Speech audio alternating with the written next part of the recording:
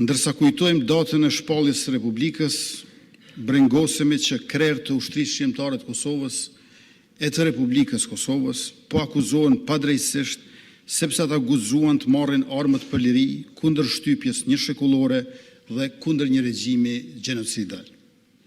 Akuzat e prokurorisë speciale në Hag për krime kundër njerëzimit nuk qëndrojnë. Ato nuk marrin parasysh kontekstin historik e politik të luftës sonë shërimtare, së cilës ja detyrojmë lirinë e sotme. Krime kundër njerëzimit ndaj popullatës civile shqiptare ka kryer Serbia e Miloševićit. Kërcënim për përsëritjen e tyre është sot Serbia e Vučićit. Barazimi mes krerëve tuqekës dhe një regjimi gjenocidal është i paqëndrueshëm dhe i papranueshëm për ne.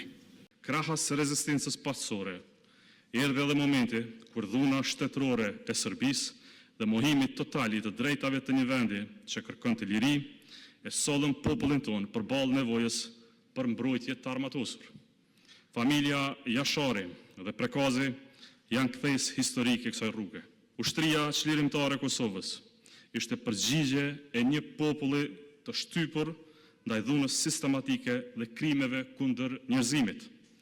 UÇK u bë faktor i pashmangshëm i realitetit politik dhe historik, se nuk ka gjë, nuk ka as proces, nuk ka as forcë që ndryshon lavdin e kësaj lufte të pastër dhe historike të popullit të Kosovës dhe ushtrisë tonë çlirimtare.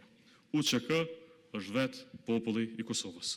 Sot festojmë, por njëkohësisht edhe reflektojmë, sepse ndërkohë që ne ndërtojmë të ardhmen, pjesa më e lavdishme e historisë sonë, lufta çlirimtare është në bankën e të akuzuarve në Hag. Lufta jonë çlirimtare po gjykohet.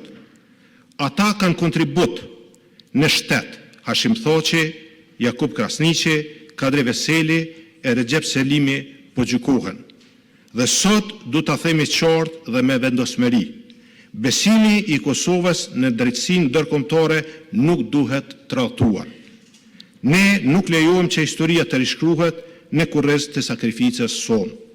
Ne nuk pranojmë barazi artificiale mes agresorit shtetëror serb dhe rezistencës sonë për liri. Ne nuk pranojmë që drejtësia të bëhet selektive. UÇK-ja nuk ishte ndërmarrje kriminale, ishte ushtri çlirimtare. Ishte përgjigje ndaj shtypjes, ishte zëri një popullit që nuk ishte më rrugë tjetër.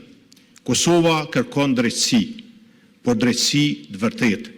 Drejtësi që nuk relativizon sakrificën, drejtësi që nuk i nështrohet politikës, sepse liria jonë nuk është krim.